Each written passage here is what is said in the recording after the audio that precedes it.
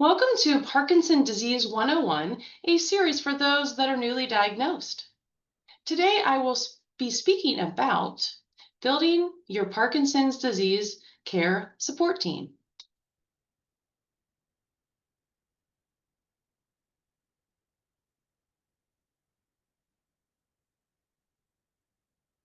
I am Casey Peluso, Vice President of Programs and Outreach, Parkinson Foundation, Western Pennsylvania, which is your local Parkinson's resource. I will share some information about what we specifically provide at the conclusion of this presentation today. Thank you for joining me. Why does a support team matter? It matters because a support team, a multidisciplinary team, helps you to manage your symptoms, both motor and non-motor symptoms, your emotional health, and your quality of life. You don't have to do it alone. And now let's delve into what comprises a support team. The core team members. One of the important team members is a neurologist, preferably a movement disorder specialist neurologist, a neurologist that has done a subspecialty in Parkinson's. This includes registered nurses, certified registered nurse practitioners, and physician assistants that specialize in movement disorders. These may all be part of your treatment team. Also, a primary care physician is essential as they coordinate your care. And another very important team member consists of care partner or partners, which can or may be a spouse, a partner, family members, and close friends. Also important to your care team are rehabilitation therapists and exercise professionals.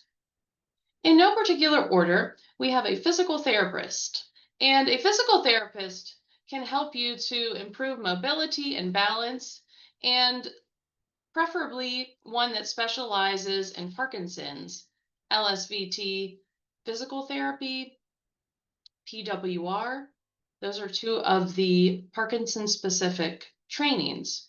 So it's best to find a physical therapist, like an occupational therapist that specializes in Parkinson's. An occupational therapist helps to support your independence with daily tasks. And a speech and language pathologist who specializes in Parkinson's. There is LSVT, Lee Silverman Voice Training Loud therapist, and there's also Parkinson Voice Project, speech and language pathologists. These particular therapists help with speech, swallowing, and cognition, which may all be affected by Parkinson's. In addition to physical therapists, occupational therapists, and speech and language pathologists, an exercise professional can be very helpful, as exercise is one of the best ways to manage Parkinson's. An exercise professional that has training in Parkinson's can help you to develop a customized exercise plan and can be there to support along the way. In addition to those therapists and professionals, emotional and mental health support is essential. Not only can Parkinson's affect your mental health, as it may contribute to depression, anxiety, it may create issues such as apathy or low motivation, and you may feel isolated. These psychologists and counselors can help to provide that one-on-one support to help with those particular symptoms, also coping with a progressive neurological disease. Social workers are essential to helping to coordinate care. They also can provide counseling. A mentoring program can be helpful. It can connect you with other individuals that are also dealing with Parkinson's, and support groups. Support groups provide that place where you can share, connect, learn, listen, ask, a great place to learn about Parkinson's and helps to alleviate some of the isolation that may accompany the disease. Other valuable team members may consist of pharmacists that can help to make sure that the medications you're taking are not contraindicated, that there aren't particular side effects, and to help you understand the medications you're taking and the risks involved. Nutritionists can be very helpful to develop a diet plan that focuses on healthy foods, healthy fats, healthy proteins that help you to live a healthier life and perhaps manage some of the symptoms and side effects. Another valuable team member may be a palliative care specialist. These providers are available at any stage and any age of a chronic health issue. So they are there to help manage your symptoms. They come alongside you and they help to coordinate care. So they are a very valuable part of your team, often not used as much, but I would like to emphasize that palliative care specialists can be very instrumental in managing your health. In addition to these healthcare professionals and support members, you may have other supports in your community that can be added to this team. The whole idea behind the team is that you have others that are there, that are in your court. Now, let's talk about your role on your team. It is really important to be educated about your health condition, the healthcare system, and knowing your treatment options. Being organized, it can be beneficial to document your symptoms, your medications, so that you are ready when you have your next doctor's appointment. It is also very important to have open communication, to share your goals and concerns. Healthcare professionals and others on your team do not know what you may need, may be struggling with, unless you share. And it also is essential to be proactive. Advocating for your own needs, asking for help, and also including other people that are on your team to help advocate. Perhaps it's not as easy for you, or you do need someone else to help support you. I recommend identifying 1 or 2 members on your team to help with advocating for your needs. And now, how do you coordinate this team? Often a primary care physician, sometimes your neurologist or movement disorder specialist are the central care coordinators. It's really important to use a shared care plan so all of your providers are aware of your health conditions, your needs, your medications, your therapies, etc. And something else that can be beneficial, as mentioned before, is keeping a communication log or a care journal to help you follow trends, patterns that will help to provide more information to your healthcare providers. The more information, the better that they can assist during this Parkinson's journey. It can also be helpful to have regular check-ins with those on your team.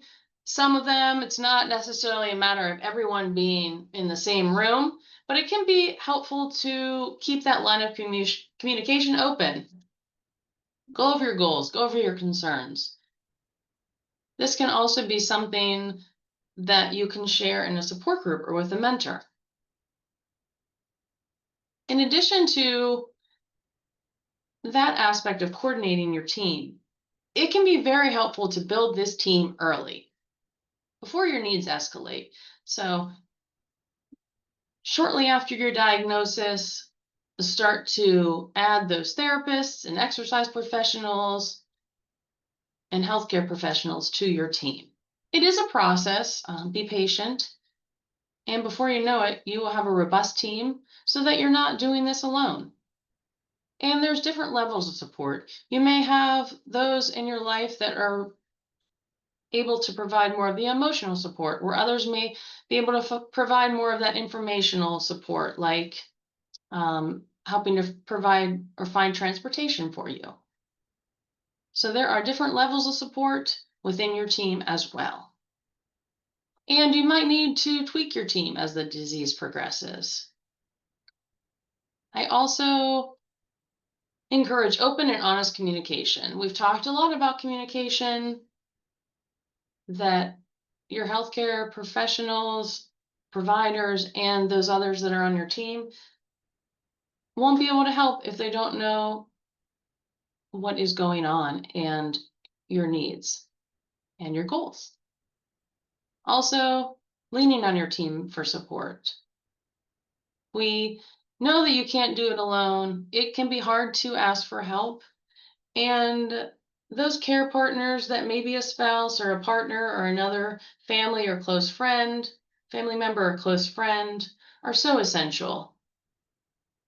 And also encouraging those care partners in particular to take care of themselves, make sure that their health needs are also met. You can help each other. And now I would like to take a few moments to talk about your local Parkinson's resources. Parkinson Foundation Western Pennsylvania, PFWPA, is here for you. We are a local provider that helps to support the support groups, exercise classes, and educational programs. We are here to help you to develop that support team. If you're looking for a physical therapist that's trained in Parkinson's, we can provide some of those options in your area.